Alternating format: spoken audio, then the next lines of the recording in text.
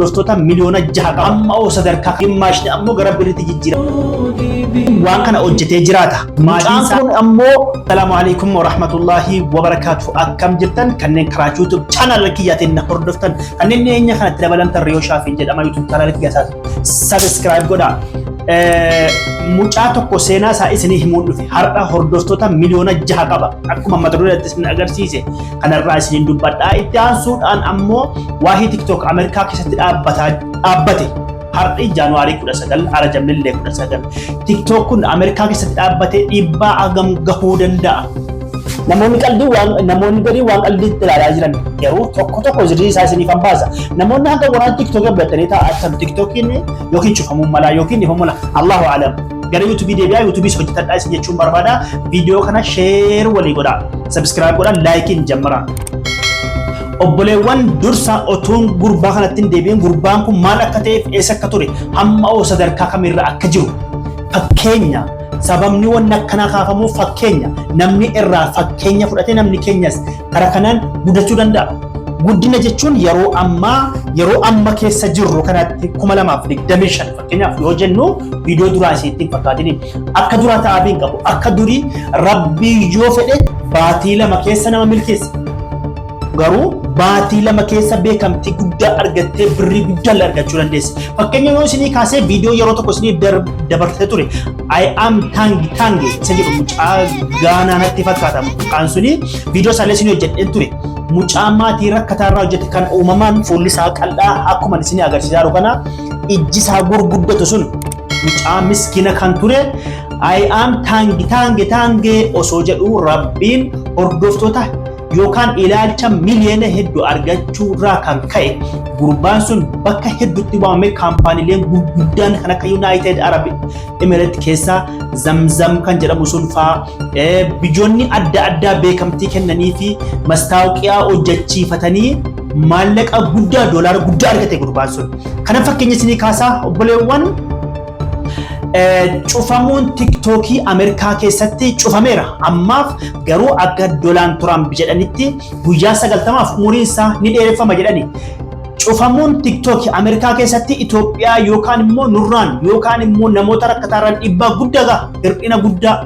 Yeroo ammaa kana karaa laayivii TikTokiitiin haa ta'u malee kaanuma fedheenuu otuu TikTok hin hojjetaminiin dura YouTubeis jira, Facebookis jira. Walaakin ammoo akka ammaa kanatti takka rakkinni hawaasaa ol bahee gargaarsa argatee hin beeku.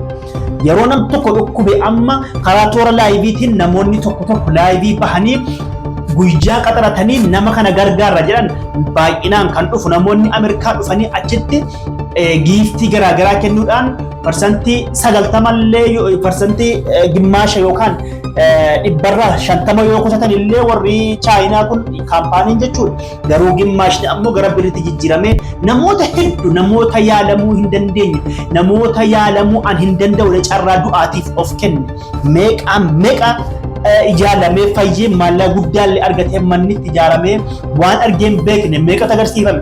Kun ammoo kan sababa ta'ee Rabbiin sababa godhee TikTokii kana karaa TikTok kuni maallaqa gara akkaawuntii qofaan gargaaru osoo hin taane bakkuma jiran ta'anii giiftii kennaniiti.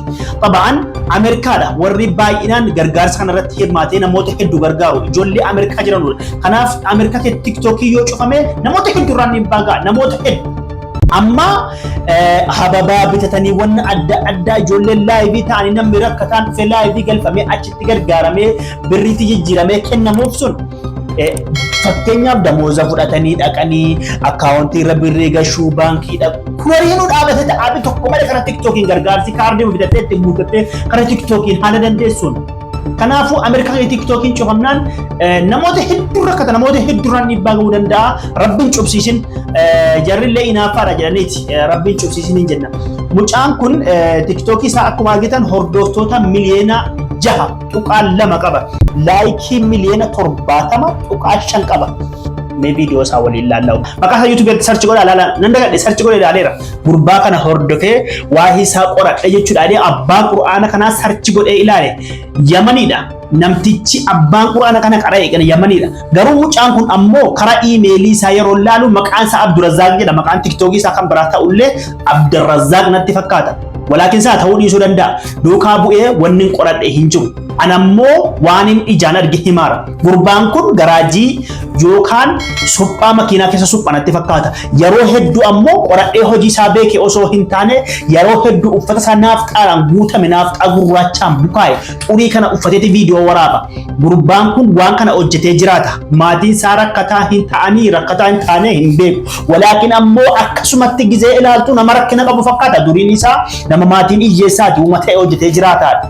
Siif gala namni gizee ilaaltu namni waa qabuuf hin qabne sii gala.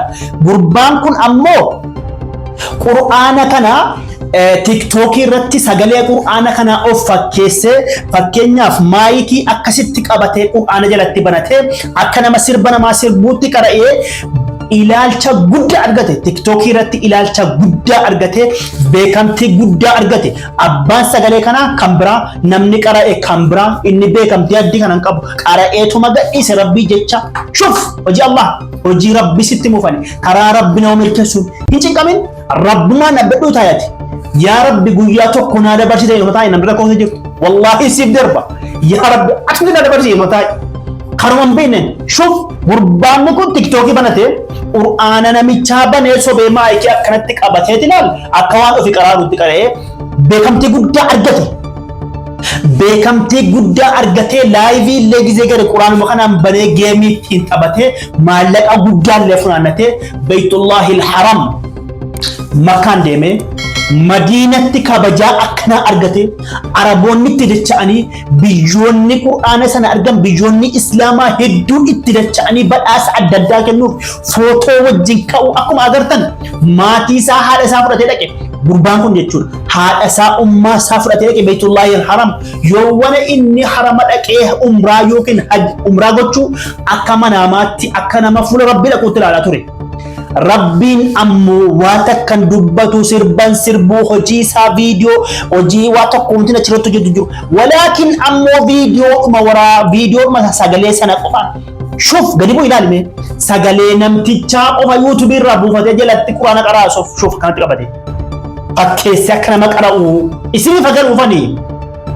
Rabbiin kana keessatti beekamtii guddaa argachiise har'a ummaa isaatii wajjin akkuma footoo agartan Makkaan geesse jennaan hajjajjee kunoo umraa godhee Madiinatti kanatti beekamtii argi Araboonni yaa'anii akkanatti wajjin footoo ka'anii dinqisiifatanii shuf Rabbi gaafa